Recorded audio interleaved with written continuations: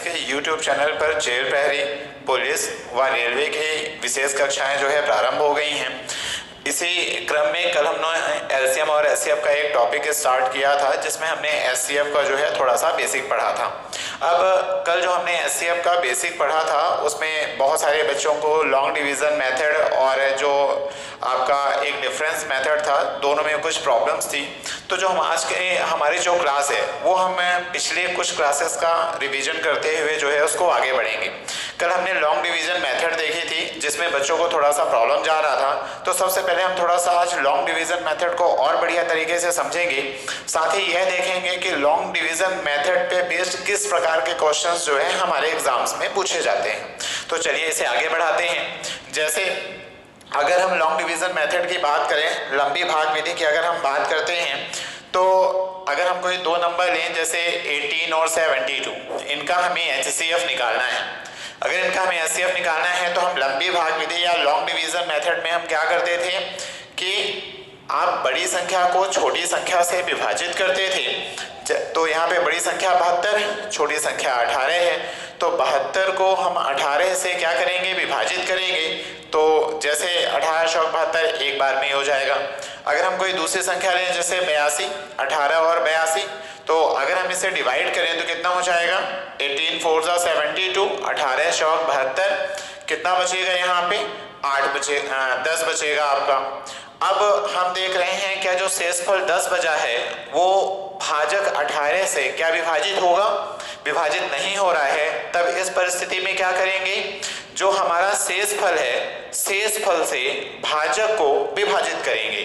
तो शेषफल हमारा 10 है, भाजक कितना था 18, तो 10 से 18 को विभाजित करेंगे तो कितनी बार भाग जाएगा, एक बार। 10 एकम 10, कितना बचा, 8 बचा। अब क्या 8 हमारा जो शेषफल है वो हमारे नए भाजक 10 से विभाजित होगा, नहीं होगा।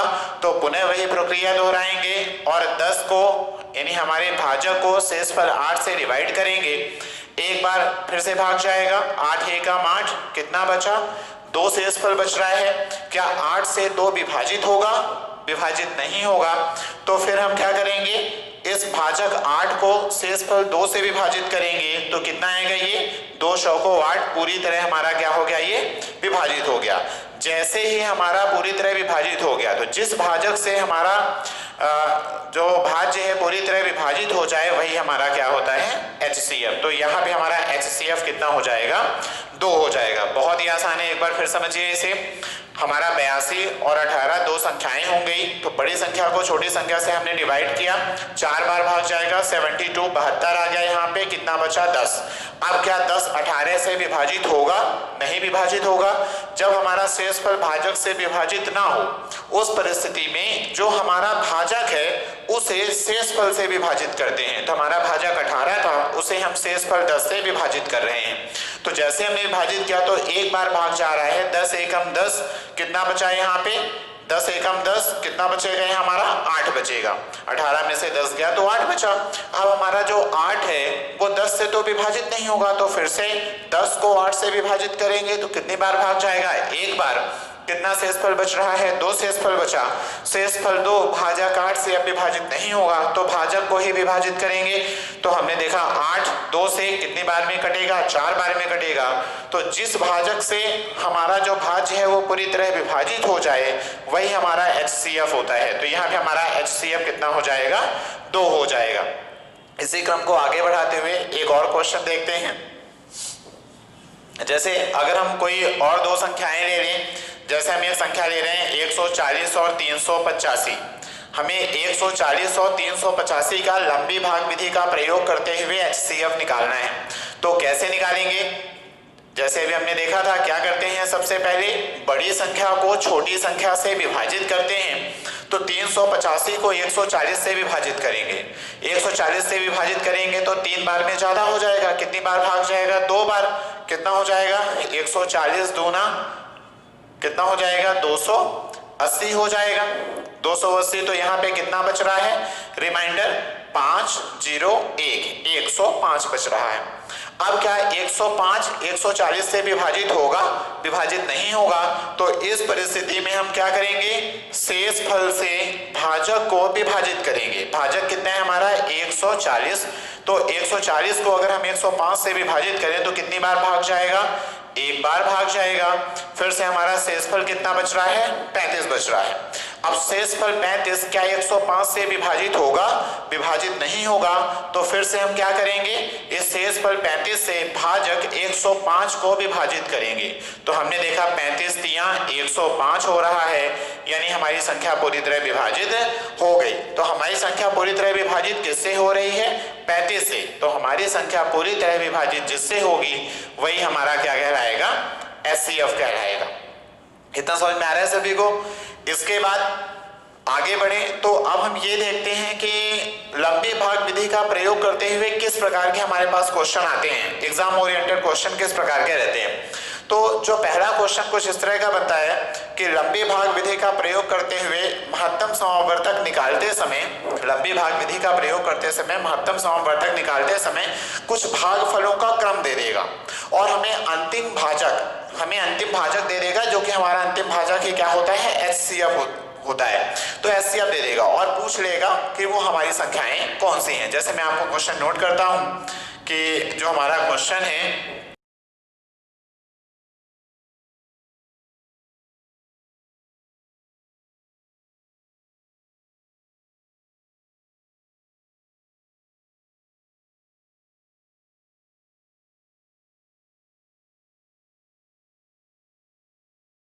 बहुत ही आसान क्वेश्चन है।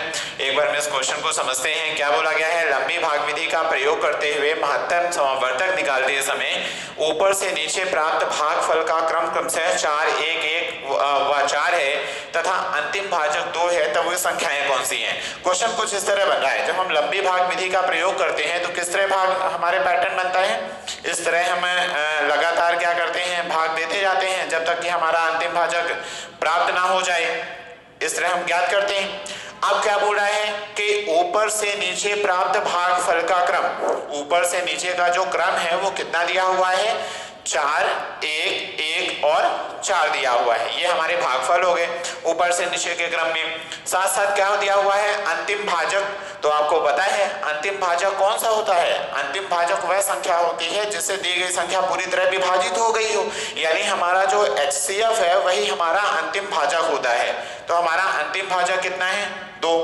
अंतिम भाजक बोल रहा है मतलब इसके बाद हमें महत्तम समावर्तक प्राप्त हो गया। महत्तम समावर्तक प्राप्त हो गया, इसका मतलब यहाँ पे शेषफल कितना रहा होगा? 0 रहा होगा। शेषफल कितना रहा होगा हमारा? 0। तो आपने एक रिमाइंडर थ्योरम में पढ़ा है कि क्या होता है? आपका भाज्य बराबर होता है भाजक गुणे भागफल। भाज्य बराबर क्या होता है? भाजक गुणे भागफल प्लस शेषफल। भाज्य बराबर क्या होता है आपका? Dividend is equal to divisor into quotient plus reminder. भाज्य बराबर भाजक गुणे भागफल। अगर किसी को ये डाउट हो कि किसे भाज्य कहते हैं किसे भाजक कहते हैं तो थोड़ा ध्यान देंगे। हम जिस संख्या को भाग देते हैं वो हमारा कहलाता है भाज्य।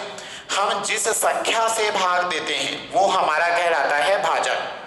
भाग जितनी बार जाता है वो हमारा कहलाता है भागफल और भाग देने के बाद भी जो शेष बच जाता है वो हमारा कहलाता है शेषफल। इसे थोड़ा सा ध्यान समझिएगा। जिससे भाग दिया वो भाजक, जिसे भाग दिया वो भाज्य, जितनी बार भाग दिया वो भागफल और भाग देने के बाद भी जो बच रहा है वो हमारा क्या कहलाएगा? शेषफल। तो अगर हम इस रिमाइंडर थ्योरम का यहाँ पे प्रयोग करें तो हमें भागफल दिया हुआ है, हमें यहाँ पे भाजक भी दिया हुआ है और शेषफल भी दिया हुआ है। तो इसे अगर हम सॉल्व करें तो कैसा होगा? भाजक गुणे भागफल प्लस शेषफल, यानी 4 दूनी 8 प्लस 0 तो कितना हो जाएगा? ये 8। हम देख रहे हैं हम यहाँ पे किसे भाग देते हैं? जो हमारा पहले भाजक रहा होता है उसे ही हम शेषफल से, मतलब यहाँ पे ये 2 शेषफल रहा होगा तो ये 8 कहाँ से आया? 8 इससे पहले का हमारा क्या रहा होगा? भाजक रहा होगा। तो अब हमने देखा कि हमारा ये भाजक हो गया, ये हमारा भागफल हो गया और ये हमारा शेषफल हो गया। फिर से वही भाज्य बराबर भाजक गुणे भागफल प्लस शेषफल, यानी 8 एकम 8 प्लस 2, 8 एकम 8 भाजक गुणे भागफल प्लस शेषफल 2, तो 8 एकम 8 प्लस 2 कितना हो जाएगा 10 हो जाएगा। ये 10 हमारा क्या है भाजक, ये हमारा 10 क्या है यहाँ पे ये 8 हमारा यहाँ पे क्या रहा होगा रिमाइंडर, और 10 इससे पहले वाला हमारा क्या रहा होगा भाजक, तो 10 कहाँ पे आएगा भाजक के स्थान पर।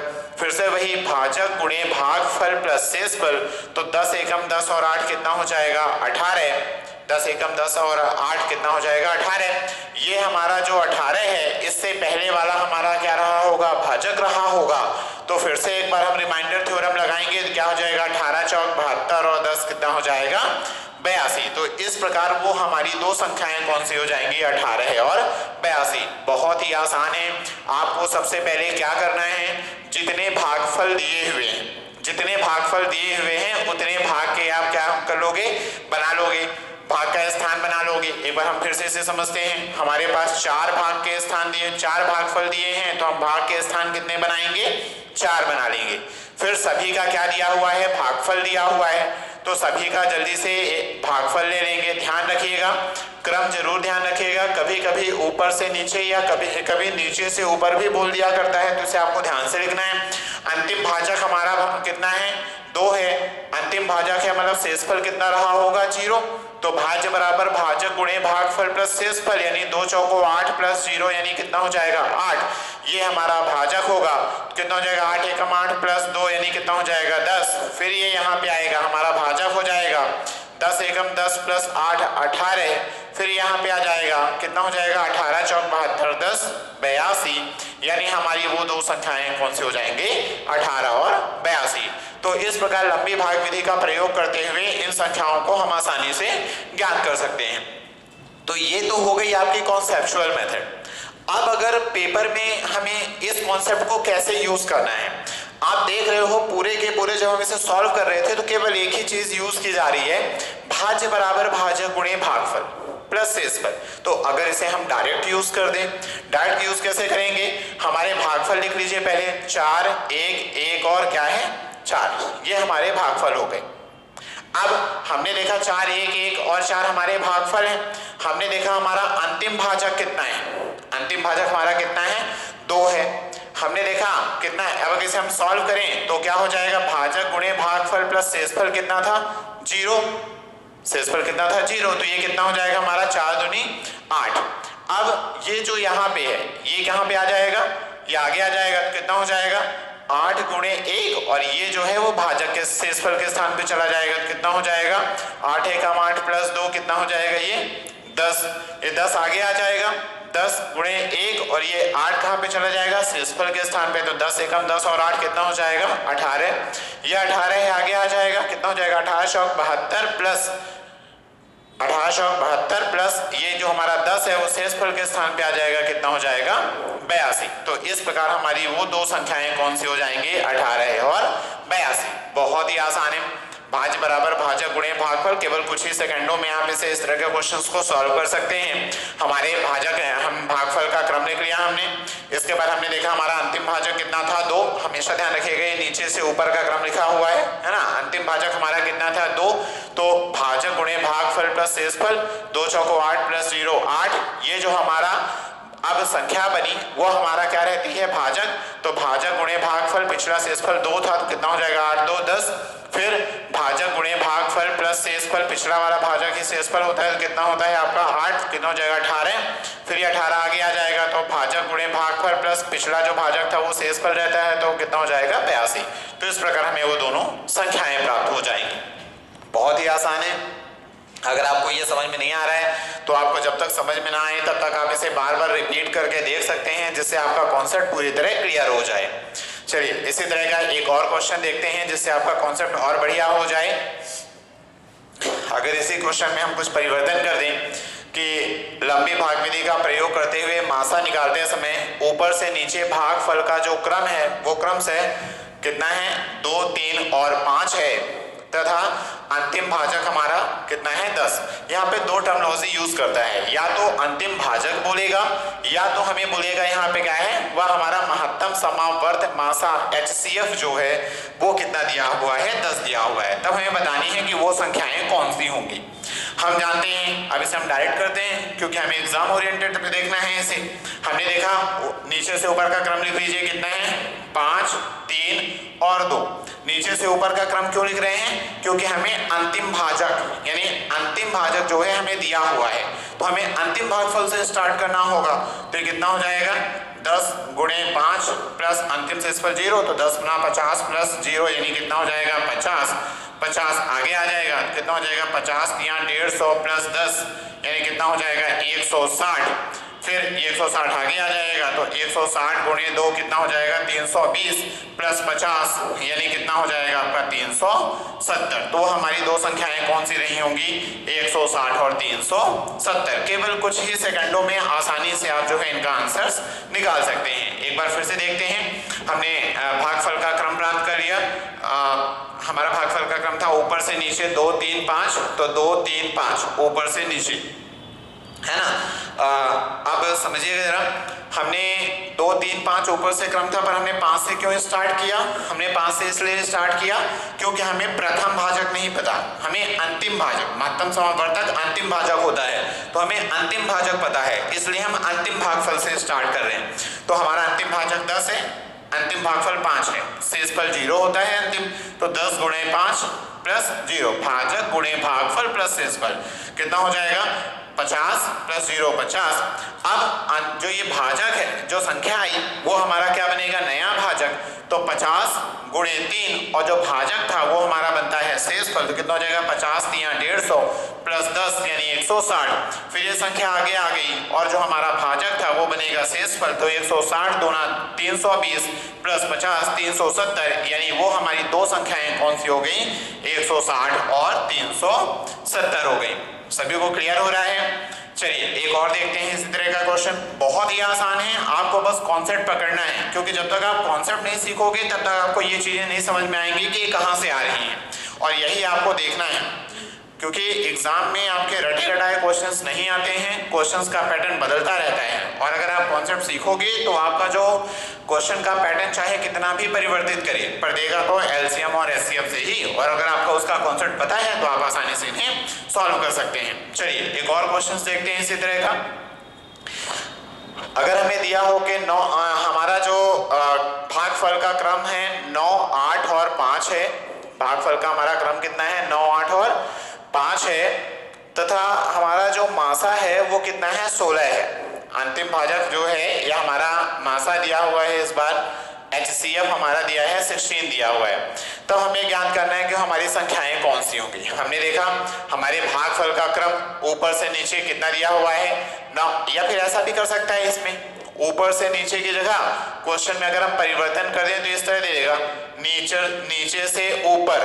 ये लंबी भाग विधि का प्रयोग करते हुए मासा निकालते समय नीचे से ऊपर प्राप्त भागफल का क्रम से 9 8 व 5 है।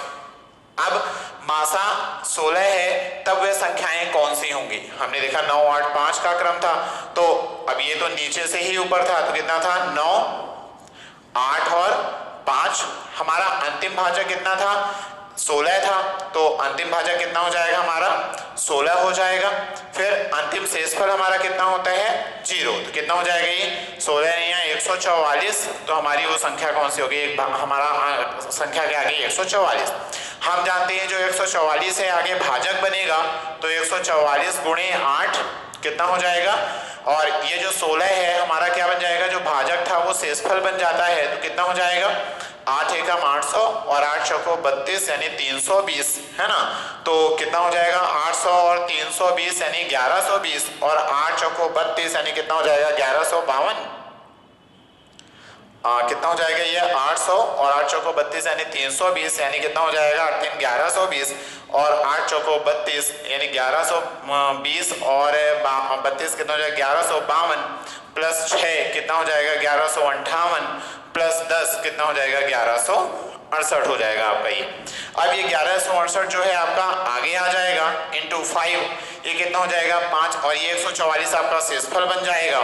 कितना हो जाएगा ये 5000 हो गया, ये 500 5500 और ये 6 में गुणा करेंगे तो 300 आ जाएगा। कितना हो जाएगा 5500 प्लस 300 यानी 800, 5 8 40 यानी कितना हो जाएगा 5840 प्लस 44 ये कितना हो जाएगा 5800 कितना हो जाएगा 84 और 10 100 हो जाएगा तो कितना हो जाएगा 5984। ये आपकी क्या हो गई अंतिम संख्या आ गई। तो हमारी वो दो संख्याएं कौन सी होंगी 1168 व 5984 हमारी दो संख्याएं रही होंगी। एक बार फिर समझते हैं। इस बार हमें नीचे से ऊपर का क्रम पता था। अगर ऊपर से नीचे का क्रम होता तो हम इसे लिखते 5 8 9 5 8 और 9 क्योंकि उस समय अंतिम भाजक हमारा 5 होता। परंतु इस बार क्वेश्चन में थोड़ा सा बदलाव क्या दिया हुआ है नीचे से ऊपर का क्रम। तो ऑलरेडी जो सबसे पहली संख्या है वो हमारा क्या है अंतिम भागफल है। तो अंतिम भागफल 9 अंतिम भाजक है 16 शेषफल होता है 0 तो कितना हो जाएगा 16 नहीं है 144। अब ये संख्या आगे आ जाएगी और ये जो हमारा भाजक है वो शेषफल बन जाएगा तो कितना हो जाएगा ये 144 गुणे 8 तो कितना हो जाएगा स्प्लिट करके मल्टीप्लाई कीजिए 100 में मल्टीप्लाई करेंगे 800 40 में मल्टीप्लाई करेंगे 320 तो कितना हो जाएगा 1120 प्लस 4 में मल्टीप्लाई करेंगे तो 32 1120 और 32 1152 6 58 10 68 ये आ गया। ये हमारा जो है अगला भाजक बनेगा इनटू भागफल और 144 हमारा शेषफल बन जाएगा। कितना हो जाएगा ये मल्टीप्लाई कीजिए 5 एकम 5000 5 एकम 500 तो 5500 6 पंचे 30 यानी 300 और तो 5500 प्लस 300 यानी 5800 और 5 अठे 40 यानी 5840 उसमें 100 जोड़ दें तो 5940 और 44 जोड़ दें तो 5984। तो वो जो हमारी अंतिम दो संख्याएं हैं या हमारी वो संख्याएं कौन कौन सी थी हमारी संख्याएं थी 1168 व 5984। सभी को बढ़िया से समझ में आ रहा है। इन्हें आप जब तक समझ में ना आए तब तक इन्हें आप बार बार रिपीट करके देखिए क्योंकि ये सभी क्वेश्चंस जो हैं आपके एग्जाम में आए हुए हैं और रेलवे और एसएससी में तो इस तरह के क्वेश्चंस अक्सर आते रहते हैं इसलिए इन्हें आपको बढ़िया तरीके से समझना है। चलिए इसके आगे आप दूसरा पैटर्न स्टार्ट करते हैं।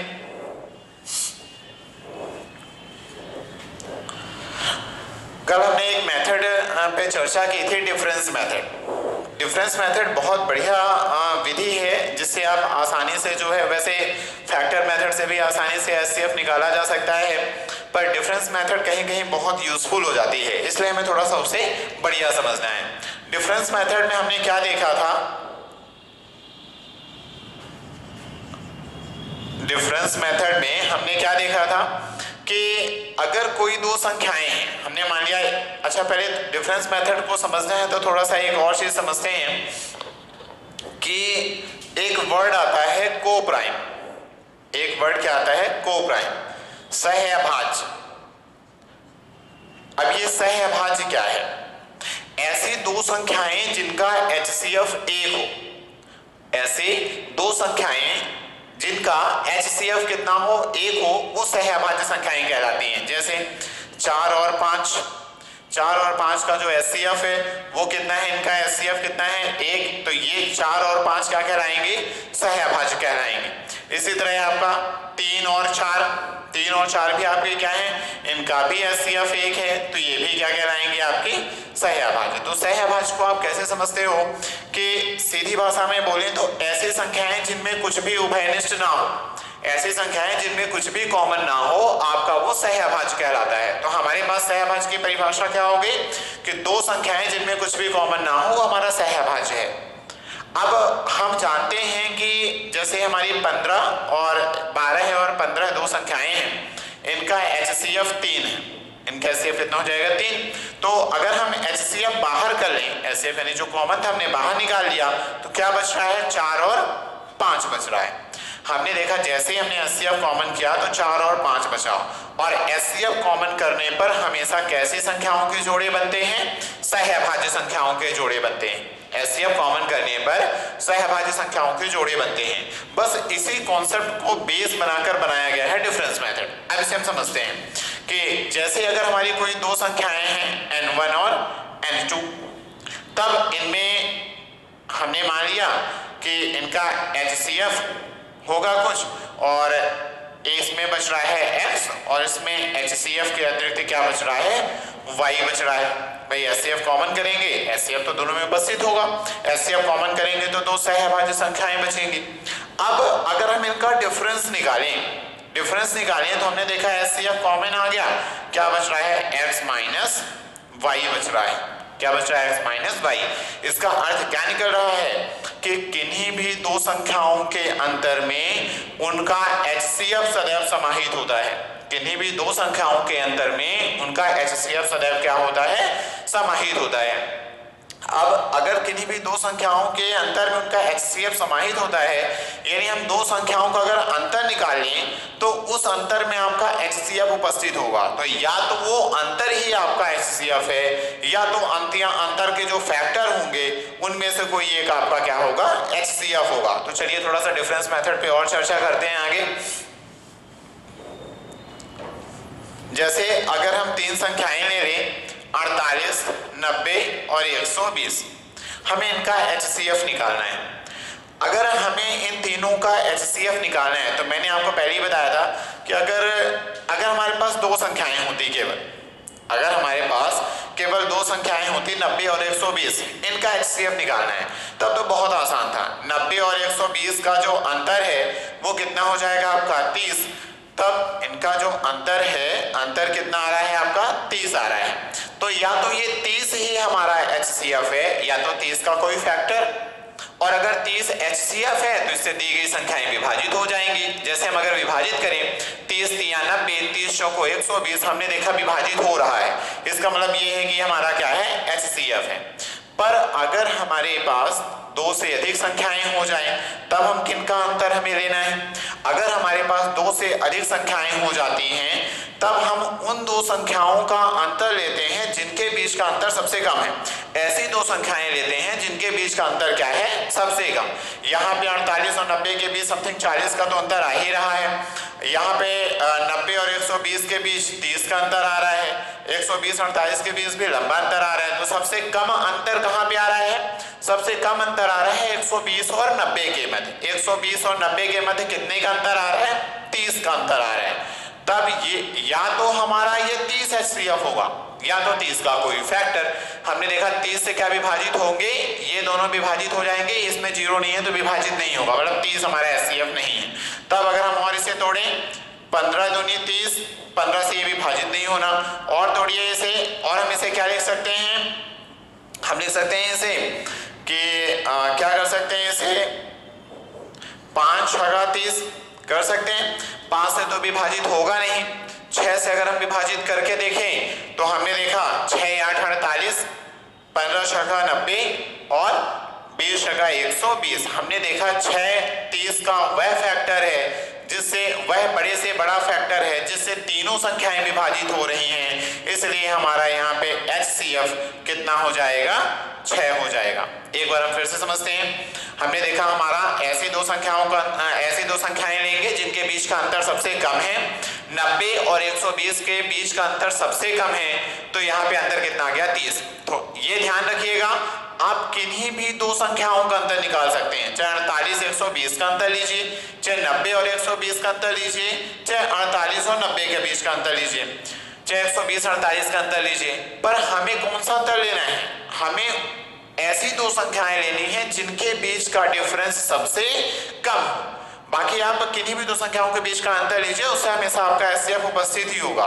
पर हम ऐसी दो संख्याएं लेते हैं जिनके बीच सबसे कम डिफरेंस होता है, क्योंकि इससे हमें कम से कम फैक्टर्स बनाने पड़ते हैं। तो अब हमने देखा 30 से तो विभाजित हो नहीं रहा है। जब 30 से विभाजित नहीं हो रहा है तो हम क्या करेंगे, यहाँ पे 30 के फैक्टर निकालेंगे। जैसे कितना हो जाएगा, 15 दूनी 30 हो गया, और कितना हो जाएगा, अगर हम इधर 3 भी निकाल दें तो 5 गुणे 6 हो जाएगा। कितना हो जाएगा आपका, 5 छक्का 30 हो गया। हमने देखा 15 से तो कटेगा नहीं, 5 से भी ये दोनों तो कट जाएंगे पर ये नहीं कटेगा। 6 से देखिए कट रहा है क्या, 6 8 48, 15 छक्का 90 और 20 छक्का 120। 6 वो बड़ी से बड़ी संख्या है जिससे तीनों संख्याएं विभाजित हो रही हैं, इसलिए हमारा HCF कितना हो जाएगा, यहाँ पे 6 हो जाएगा। समझ में आ रहा है सभी को। चलिए इसी तरह का एक और क्वेश्चन जो है हम लोग डिस्कस करते हैं।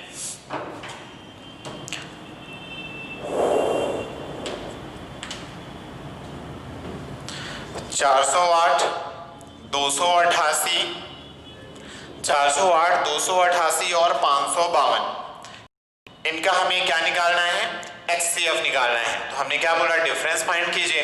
हमने देखा कि 408, 288 के बीच का डिफरेंस अगर हम देखें तो इनके बीच का अंतर कितना आ रहा है, 8 में से 8 गया 0, और यहाँ पे 10 में से 8 गया कितना आ रहा है, 2 आ रहा है, और यहाँ पे 4 में से 3 में से 2 गया कितना है, 120।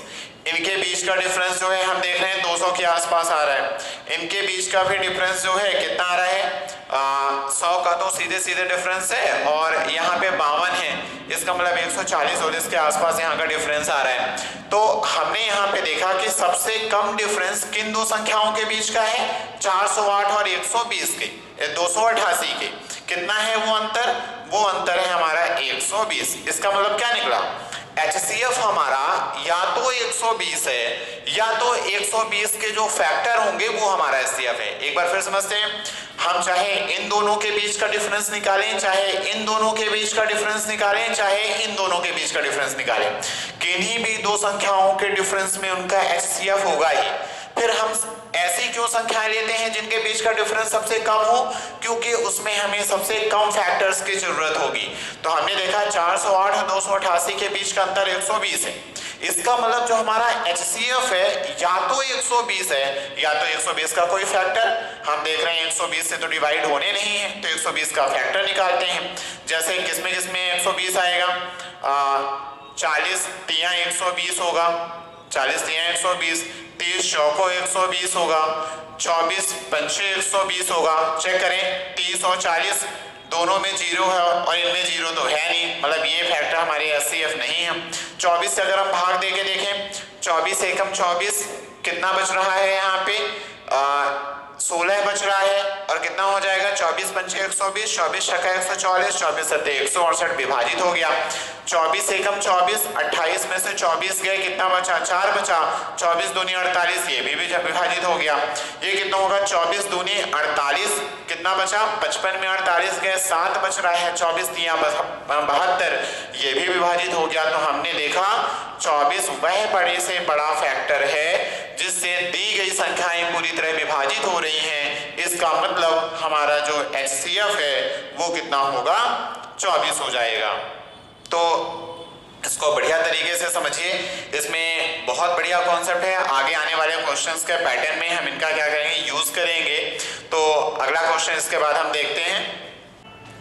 तो हमने देखा यहाँ पे इनका HCF हमने डिफरेंस मेथड से निकाला, जो कि कितना आया था आपका, 24 आता है। तो चलिए एक और क्वेश्चन, बढ़िया सा क्वेश्चन इस तरह का देखते हैं। हमने कल भी इस क्वेश्चन के बारे में डिस्कस किया था, बढ़िया क्वेश्चन है ये।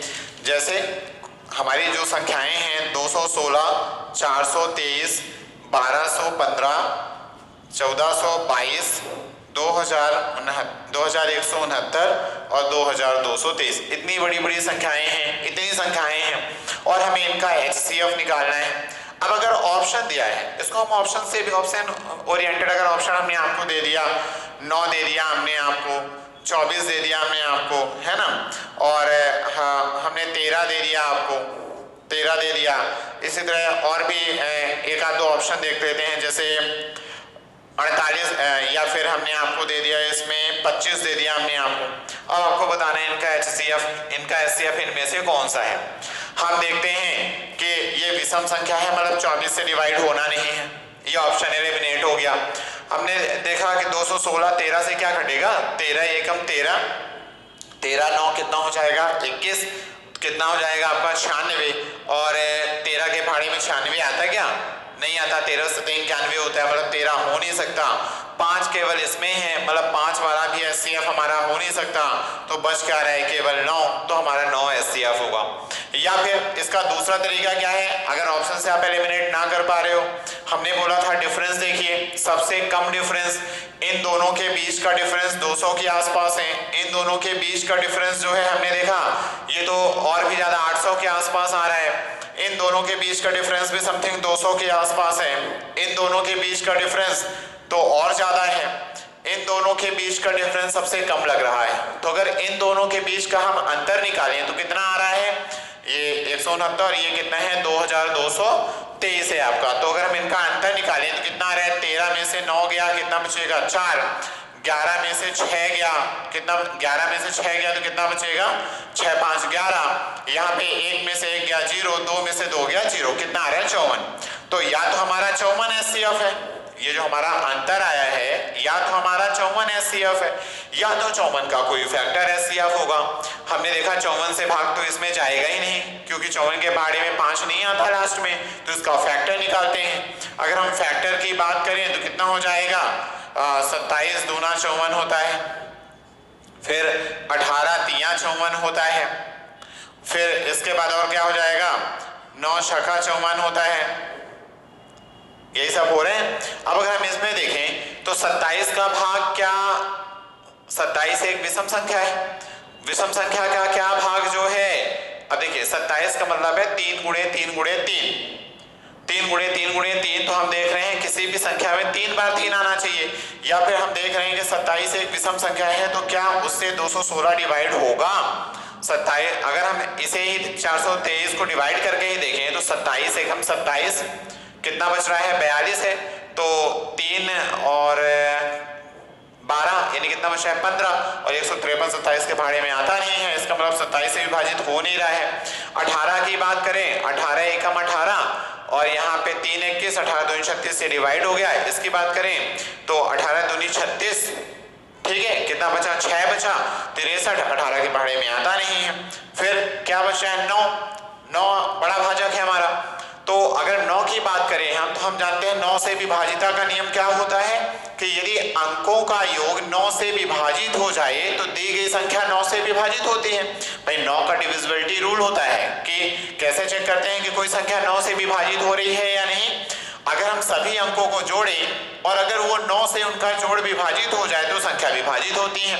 6 7 2 9, मतलब ये 9 से कट जाएगी। ये 4 3 7 2 9, ये भी 9 से कट जाएगी। 5 2 7 2 9, ये भी 9 से कट जाएगी। 4 4 8 और 1 9, ये भी 9 से कट रही है। 9 6 15 और 3 कितना हुआ, 18, 9 से कट रही है। ये 6 3 9, ये भी 9 से कट रही है। तो हमने देखा 9 वह बड़ा से बड़ा फैक्टर है जिससे दी गई सभी संख्याएं पूरी तरह विभाजित हो रही हैं। इसका मतलब इसका आपका HCF कितना हो जाएगा, 9 हो जाएगा। और हमने आपको बताया अभी तक कल भी कि ये जो है आपके कैट 2004 का क्वेश्चन था, बढ़िया क्वेश्चन आया हुआ था एक HCF निकालने के लिए। तो इस डिफरेंस मेथड को समझिए, बार बार रिपीट करिए जिससे आपको चीजें और अच्छे से क्लियर हो। चलिए अब आगे अगला क्वेश्चन देखते हैं। अब HCF में जो हमारे पैटर्न्स बनेंगे क्वेश्चन के, उन्हें स्टार्ट करेंगे क्योंकि आपका बेसिक लगभग पूरा हो गया है। अब पैटर्न की बात करें तो एक क्वेश्चन अक्सर कुछ इस तरह का बनता है। एक क्वेश्चन अक्सर आता करता है कि वह बड़ी से बड़ी संख्या ज्ञात कीजिए जिससे दी गई संख्याओं को विभाजित करने पर इक्वल रिमाइंडर बचता है। दी गई संख्याओं को विभाजित करने पर इक्वल रिमाइंडर बनता है। तो ये ध्यान रखिएगा कि किन्हीं भी दो संख्याओं का अंतर, किन्हीं भी दो संख्याओं का अंतर वह बड़ी से बड़ी संख्या होती है जो दी गई संख्याओं को, जिससे दी गई संख्याओं को विभाजित करने पर हमेशा इक्वल रिमाइंडर बचता है। जैसे अगर हम बात करें कि 27 और अगर हम बात करें 54 की, कि वह बड़ी, या फिर बात करते हैं हम 63 की,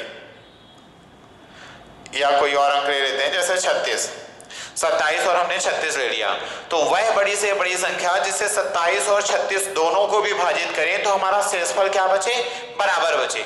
तो हमने देखा कि अभी हमने क्या बताया आपको, थ्योरम क्या बताई, क्या प्रमेय है आपकी कि किन्हीं भी दो संख्याओं का अंतर हमेशा वह बड़ी से बड़ी संख्या होती है जो दी गई संख्याओं को डिवाइड करने पर बराबर शेषफल देती है।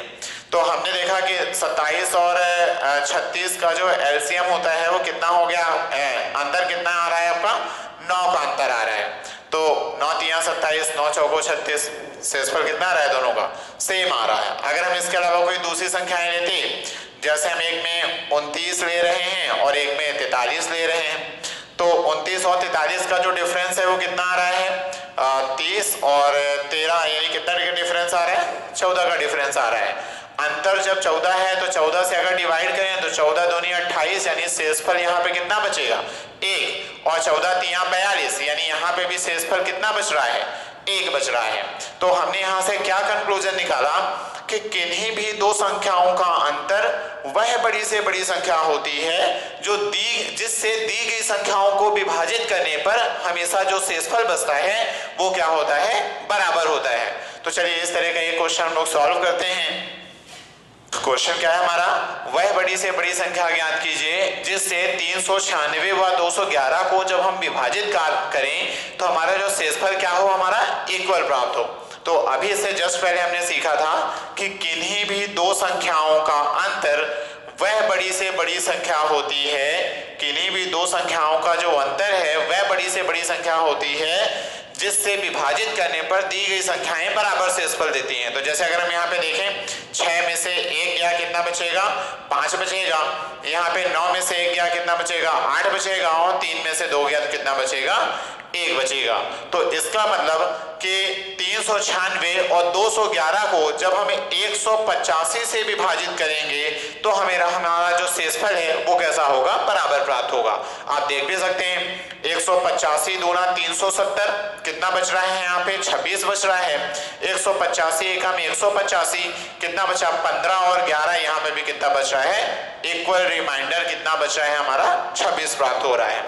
तो यहाँ पे ध्यान से देखिए, वह बड़ी से बड़ी संख्या जिससे इन दोनों संख्याओं को विभाजित करें तो बराबर शेषफल प्राप्त हो। अभी इससे पहले हमने प्रमेय पढ़ी थी कि किन्हीं भी दो संख्याओं का जो अंतर है वही वह बड़ी से बड़ी संख्या होती है जिससे दी गई संख्याओं को विभाजित करें तो बराबर शेषफल प्राप्त होता है। तो हमने देखा है इन दोनों का अंतर आ रहा है 185 और 185 से डिवाइड करा 396 को तो 26 बच रहा है और 211 को भी डिवाइड किया तो भी 26 बच रहा है, यानी हमारा बराबर शेषफल प्राप्त हो रहा है। इसका मतलब 185 वह बड़ी से बड़ी संख्या है जिससे दी गई संख्याओं को विभाजित करें तो बराबर शेषफल प्राप्त होगा। अब यहाँ पे थोड़ा सा आपको समझना है, यहाँ पे क्वेश्चन का परिवर्तन भी कर सकता है। क्वेश्चन में इस तरह बोल सकता है कि 2 अंकों की बड़ी से बड़ी संख्या ज्ञात कीजिए। क्वेश्चन में क्या परिवर्तन कर सकता है, चलिए उसको हम अगला पैटर्न बना के आपको बताते हैं कि अगर इसे में हम बस थोड़ा सा क्वेश्चन परिवर्तित कर दें, वह बड़ी से बड़ी, अब उसमें हम थोड़ा सा कंडीशन से अप्लाई करते हैं कि वह बड़ी से बड़ी की जगह हम क्या करते हैं, 2 अंकों की, 2 डिजिट नंबर, 2 अंकों की बड़ी से बड़ी संख्या ज्ञात कीजिए जिससे 396 व 211 को विभाजित करने पर बराबर शेषफल प्राप्त हो। तो हमने देखा कि 396 व 211 का जो अंतर होगा वह बड़ी से बड़ी संख्या होगा। तो इनका अंतर कितना आ रहा है, इनका अंतर आया 185, मतलब 185 वह बड़ी से बड़ी संख्या है जिससे इन्हें डिवाइड करने पर ये क्या होंगे, बराबर शेषफल देंगी। पर थ्योरम इसके आगे क्या कहती है कि अंतर या अंतर का कोई भी फैक्टर, अंतर या अंतर का कोई भी फैक्टर, अंतर या अंतर के किसी भी फैक्टर से अगर हम दी गई संख्याओं को विभाजित करें तो हमेशा शेषफल क्या होगा, बराबर ही प्राप्त होगा। तो अगर हम इसे तोड़ें तो 37 गुणे 5, 37 पंचे 185 होता है। तो हमने देखा कि वो 2 अंकों की संख्या हमें कौन से मिल रही है, 37 मिल रही है। तो यहाँ पे हमारा जो आंसर होगा, हमारा जो उत्तर होगा वो क्या हो जाएगा, 37 हो जाएगा। बहुत आसान है, कॉन्सेप्ट को समझना है। किन्हीं भी 2 संख्याओं का अंतर वह बड़ी से बड़ी संख्या है जो दी गई संख्याओं को, जिससे दी गई संख्याओं को विभाजित करने पर बराबर शेषफल प्राप्त होता है। तो ना केवल अंतर बल्कि अंतर के किसी भी फैक्टर से अगर हम दी गई संख्याओं को विभाजित करें तो हमेशा जो शेषफल प्राप्त होगा वो बराबर प्राप्त होगा। अब यहाँ पे डिपेंड करेगा हमारे क्वेश्चन की कंडीशन पे कि अगर बड़ी से बड़ी संख्या पूछ रहा है तो हम सीधे अंतर निकाल देंगे और अगर उसमें कुछ कंडीशन जोड़ा हुआ है तो उस कंडीशन के अकॉर्डिंग उसे सॉल्व किया जाएगा। आप इसे चेक भी कर सकते हैं, जैसे हमने लिया था 29 और 43, 29 और 43 को हमने देखा कि हमारा डिफरेंस कितना आ रहा है, यहाँ पे 9 4 13 यानी 14 आ रहा था डिफरेंस, अंतर। तो या तो हमारा 14 है भाई, या तो 14 का अगर हम कोई फैक्टर देखें कितना हो जाएगा, 7 दूनी 14, 2 से डिवाइड करें 7 चौका 28, 7 छः 42, देखिए एक शेषफल बच रहा है। इससे डिवाइड करें तो 14 दूनी 28 और 21 दूना 42, यहाँ पे भी एक कॉन्सेप्ट क्या बना कि 2 संख्याओं का अंतर या अंतर का कोई भी फैक्टर से अगर हम दी गई संख्याओं को डिवाइड करेंगे तो हमेशा शेषफल क्या बचेगा, बराबर प्राप्त होगा। चलिए इस तरह का एक और क्वेश्चन करते हैं। इन सभी क्वेश्चंस को बार बार रिपीट करके आप अपने बेसिक्स को मजबूत कीजिए, क्योंकि आपका बेसिक्स जितना स्ट्रांग होगा आप क्वेश्चन के लैंग्वेज को उतना ही बढ़िया से पकड़ पाएंगे। एक और क्वेश्चन देखते हैं इसी तरह का। इसी तरह अगर दो संख्याओं से अधिक संख्याएं हों, अगर दो संख्याएं से अधिक संख्याएं हो जाएं, जैसे n1 एक संख्या हो गई, दूसरी संख्या हमारी n2 हो गई, तीसरी संख्या n3, n4 एंड इसी तरह की संख्याएं हो गई, तो हमेशा ध्यान रखिएगा कि इन दो ये n1 और n2 का डिफरेंस, ये n2 और n3 का डिफरेंस, ये n3 और n4 का डिफरेंस, तो जो दी गई संख्याओं का डिफरेंस है, ये सभी थ्योरम से आपके इनको थोड़ा समझना पड़ेगा कि दी गई संख्याओं के डिफरेंस का HCF हमेशा दी गई संख्याओं के डिफरेंस के HCF से अगर हम दी गई संख्याओं को विभाजित करें तो हमारा जो शेषफल होगा दी गई संख्याओं को विभाजित करने पर वो क्या होगा, बराबर प्राप्त होगा।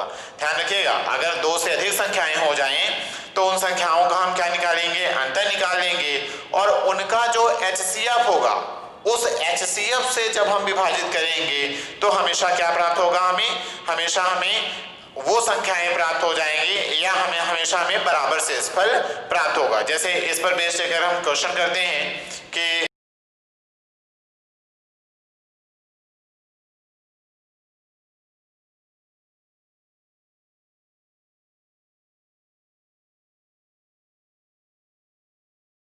$751 और 1030 को विभाजित करने पर हमें क्या हो, इक्वल रिमाइंडर प्राप्त हो। तो अभी हमने देखा था दी गई संख्याओं का HCF ही वह बड़ी से बड़ी संख्या होगी जिससे इन्हें विभाजित करने पर बराबर शेषफल प्राप्त होगा। तो अब हम अगर निकालें 410, 751, 1030, अब हमने क्या बोला, दी गई संख्याओं के अंतर का HCF, तो पहले इनका अंतर निकाल लेते हैं।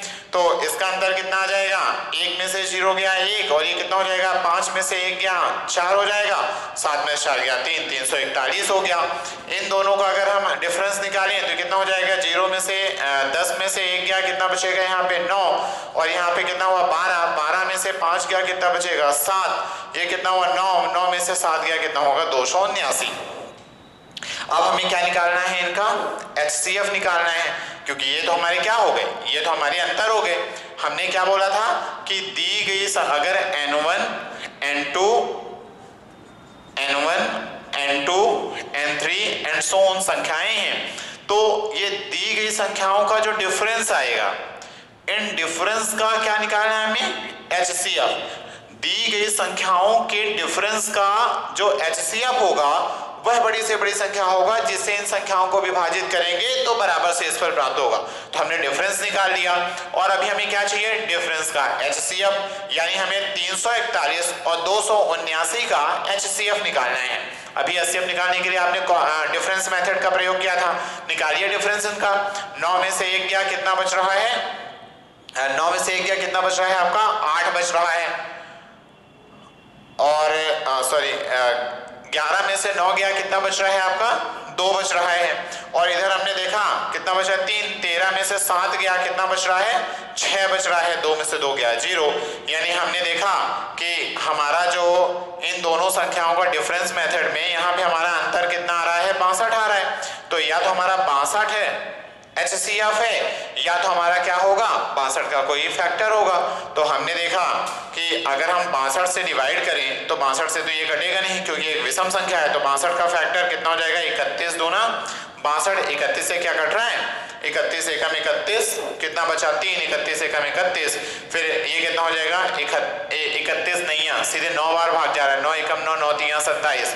तो हमने देखा HCF क्या है 31, यानी 31 वह बड़ी से बड़ी संख्या होगी जिससे 410, 751 और 1030 को विभाजित करें तो हमें जो क्या होगा, बराबर शेषफल प्राप्त होगा। कितना आसान है, हमने इनका जल्दी से अंतर निकाल लिया। अब हमें यहाँ पे HCF की जरूरत है, तो डिफरेंस मेथड से हमने डिफरेंस निकाल लिया 62, या तो 62 HCF है या तो 62 का मल्टीपल। हमने देखा 2 है यहाँ पे, और ये 1, 2 के बारे में 1 कभी नहीं आता, इसका मतलब ये 62 से तो भाग जाना नहीं है, तो 62 का दूसरा मल्टीपल क्या हो जाएगा, ये यहाँ पे क्या हो जाएगा, फैक्टर क्या हो जाएगा 31 दूना 62, दूसरा बड़ा फैक्टर क्या हो जाएगा 62 का 31 से भाग दिया तो दोनों विभाजित हो रहे हैं, हमारा मतलब HCF क्या हो जाएगा 31। तो हमारा आंसर क्या हो गया, फाइनली HCF ही वह संख्या है, तो हमारा आंसर हो जाएगा 31 हो जाएगा। चलिए एक क्वेश्चन और इसी तरह करते हैं, क्वेश्चन में थोड़ा सा और बदलाव करते हैं। क्वेश्चन का पैटर्न जो है बदलेंगे, पैटर्न पे आपको मैक्सिमम 2 क्वेश्चंस कराए जाएंगे, जिससे आप जो है अपना बेसिक्स बढ़िया कर लो।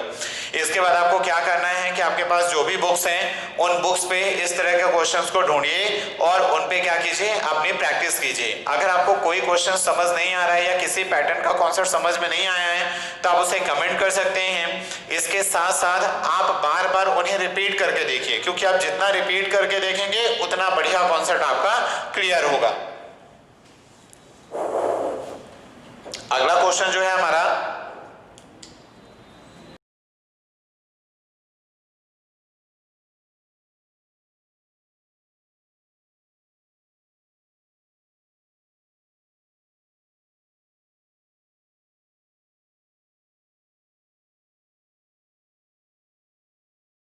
क्रम से 3 व 4 3 व 5 प्राप्त होता है। मतलब इतना कंफर्म है कि जब उस संख्या से हम इन दोनों को डिवाइड करेंगे, 2480 व 948 को हम क्या करेंगे, डिवाइड करेंगे, तो हमारा शेषफल कितना होगा। हमारा जो शेषफल है वो क्रम से 5 व 3 प्राप्त होता है। तो हमारा शेषफल कितना होगा, इसमें शेषफल 5 प्राप्त हुआ है और इसमें शेषफल 3 प्राप्त हुआ है। शेषफल क्या होता है, शेषफल वह अतिरिक्त अंक है जो विभाजित नहीं हो पाता। इसका मतलब अगर हम इन दोनों संख्याओं के हमारे शेषफल 5 और 3 है, इसका मतलब अगर हम इन दोनों संख्याओं से उनका शेषफल निकाल दें, शेषफल वह अतिरिक्त अंक है जो दी गई संख्याओं से विभाजित नहीं हो पाया है, वह शेष अंक है, बचा हुआ अंक है।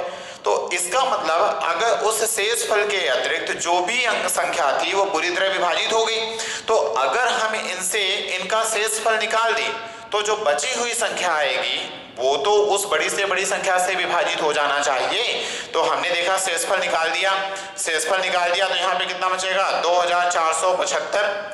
यहाँ पे अगर हमने शेषफल निकाल दिया तो कितना हुआ, 945 बच रहा है। मतलब अब ये दोनों वो संख्याएं हैं, ये दोनों ऐसी संख्याएं हैं जो उस बड़ी से बड़ी संख्या से पूरी तरह विभाजित हो रही हैं। और हम जानते हैं वह बड़ी से बड़ी संख्या जो दी गई संख्याओं को पूरी तरह विभाजित कर दे वो क्या होती है, वह बड़ी से बड़ी संख्या जो दी गई संख्याओं को पूरी तरह विभाजित कर दे उनका HCF होती है।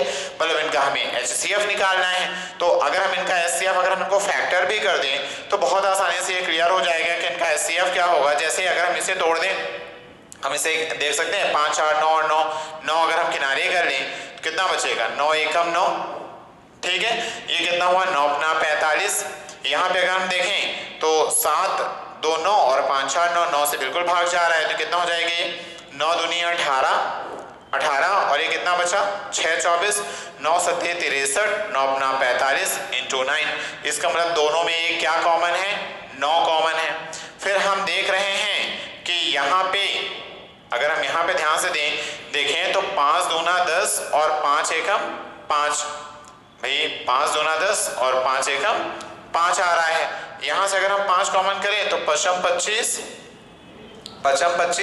और 5 एकम 5 आ रहा है, 55 25 और 25 आ रहा है। तो इसका मतलब ये है कि हम देख रहे हैं दोनों में क्या है, एक 5 भी कॉमन आ रहा है। अब यहाँ पे 21 बच रहा है और 55, क्या 21 और 55 में कुछ कॉमन है, कुछ भी कॉमन नहीं है। इसका मतलब हमारा HCF कितना हो जाएगा, 45। तो हमारी वो संख्या क्या रही होगी, 45। अब इसमें डिफरेंस मेथड का क्यों प्रयोग नहीं किया गया, क्योंकि हम देख रहे हैं बहुत लंबा डिफरेंस आएगा और वो तो HCF है नहीं, वो HCF नहीं है, तो मतलब उसके हमारे बहुत सारे फैक्टर्स बनाने पड़ेंगे, उन फैक्टर्स को एक एक करके रख के देखना पड़ेगा, तो फिर और ज़्यादा लेंथी हो जाएगा। इसीलिए जहाँ जिस मेथड की उपयोगिता हो हमें वही मेथड यूज़ करनी है। यहाँ पे हम देख रहे हैं कि 5 है दोनों में, तो कंफर्म है कि एक अंक 5, एक संख्या 5 तो होगी ही जो कॉमन है। तो हमने देखा अगर हमने 9 से दोनों विभाजित हो रही थी तो पहले 9 से तोड़ा, 9 से विभाजित किया तो 275 बार गया, ये 105 बार गया, 9 दोनों में है तो 9 बाहर निकाल दिया। इसके बाद हम देख रहे हैं 5 है, तो 5 से अगर डिवाइड करें तो 21 पंचे 105, यहाँ पे 55 पंचे 275। हमने देखा दोनों में 5 भी कॉमन आ रहा है तो हमने 5 भी बाहर कर लिया। अब ये 11 गुणे 5 है और 3 गुणे 7 है, क्या दोनों में 55 और 21 में कुछ कॉमन है, कुछ भी कॉमन नहीं है। इसका मतलब हमारा HCF कितना हो गया, 45 हो गया। तो हमारा HCF ही वह बड़ी से बड़ी संख्या है जिससे दी गई संख्याओं को क्रम से विभाजित करेंगे तो जो रिमाइंडर है, शेषफल है, वो 5 और 3 प्राप्त होगा। इसको एक बार हम लोग फिर से देखते हैं। हमने देखा कि इन दोनों संख्याओं को विभाजित करने पर शेषफल 5 और 3 बना है। 5 और 3 शेषफल है, यानी शेषफल यानी वह अंक है जो विभाजित नहीं हो पाया। तो अगर ये वो अंक है जो विभाजित नहीं हो पाया, तब अगर हम इस संख्या को दी गई संख्याओं से हटा दें तो वो संख्या बचेगी जो दी गई संख्या, भैया अतिरिक्त अंक था, यही विभाजित नहीं हो रहा है, तो अगर इसे हटा देंगे तो जो संख्या बचेगी वो तो पूरी तरह से विभाजित हो जाएगी। तो इसीलिए 2480 से हमने उसका शेषफल 5 हटा दिया और 948 से उसका शेषफल 3 हटा दिया, तो कितना बचा 2475 और 945। ये दोनों ऐसी संख्याएं होंगी जिनमें शेषफल नहीं है, मतलब ये पूरी तरह विभाजित हो रही हैं। और वह हमें कौन सी संख्या चाहिए जिससे ये विभाजित हो रही हूं? बड़ी से बड़ी संख्या। तो वह बड़ी से बड़ी संख्या जिससे दी गई संख्याएं विभाजित होती हैं क्या कहलाता है? HCF। यानी अब क्वेश्चन में हमें केवल इतना बचा हुआ है कि इन दोनों का जो HCF है वही बड़ी से बड़ी संख्या होगी। तो हमने इसका फैक्टर कर दिया और देखा HCF कितना निकल रहा है 45, यानी आपका फाइनल आंसर कितना हो जाएगा? 45 हो जाएगा। चलिए एक क्वेश्चन इसी पैटर्न का और देखते हैं।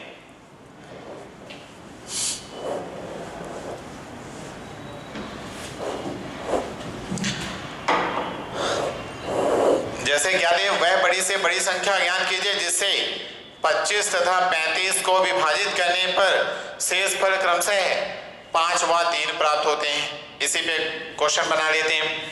वह बड़ी से बड़ी संख्या ज्ञात कीजिए जिससे 25 तथा 35 को विभाजित करने पर रिमाइंडर कितना बच रहा है? 5 और 3। हमने देखा ये रिमाइंडर है, शेषफल है, और शेषफल का मतलब ही है कि दी गई संख्याएं 25 और 35 को विभाजित किया तो इसमें 5 शेषफल बचा और इसमें कितना शेषफल बच रहा है? 3 शेषफल बच रहा है। शेषफल क्या है? शेषफल वह अंक है जो विभाजित नहीं आया, विभाजित नहीं हो पाया, तो उसे हम हटा देते हैं। शेषफल हटा देंगे, भाई 5 बचा है, 5 हटा दिया तो क्या आएगा? 20। यानी ये वह संख्या होगी जो उससे पूरी तरह विभाजित हो रही होगी। तो हमने देखा कि 25 व 35 के भाजक शेषफल है आपके 5 और 3। भाई शेषफल है तो शेषफल वह ऐसा अतिरिक्त अंक होता है जो विभाजित नहीं हो पाता, तो हटा दीजिए 5 और 3। 5 हटा दिया, 20 बचा, मतलब 20 वह संख्या होगी जो पूरी तरह कट रही होगी। इससे 3 हटा दिया, इसका शेषफल कितना बचा? 32। यानी 32 वह संख्या होगी जो दी गई संख्या से पूरी तरह कट रही है। तो अब हमें क्या बचा? वह बड़ी से बड़ी संख्या बस निकालना बचा हुआ है जो दोनों को पूरी तरह विभाजित कर रही हो। और हम देख रहे हैं 32 और 20 दोनों को विभाजित करने वाली बड़ी से बड़ी संख्या है हमारा कितना है? HCF 4। 4 पंचे 20, 4 अठे 32। यानी 4 वह बड़ी से बड़ी संख्या है जिससे 25 और 35 दोनों को विभाजित करें तो शेषफल कितना प्राप्त होगा? 25 को विभाजित करने पे 5 और 35 को विभाजित करने पे 3। आप चेक भी कर सकते हैं कितना बच रहा है यहाँ पे? 4 पंचे 20, 5 बचा, 4 अठे 32, यानी कितना बच रहा है? 3 बच रहा है। तो यहाँ पे आपके 2-3 पैटर्न समाप्त होते हैं। इसके आगे की क्लासेस जो है हम कल से कंटिन्यू करेंगे। धन्यवाद।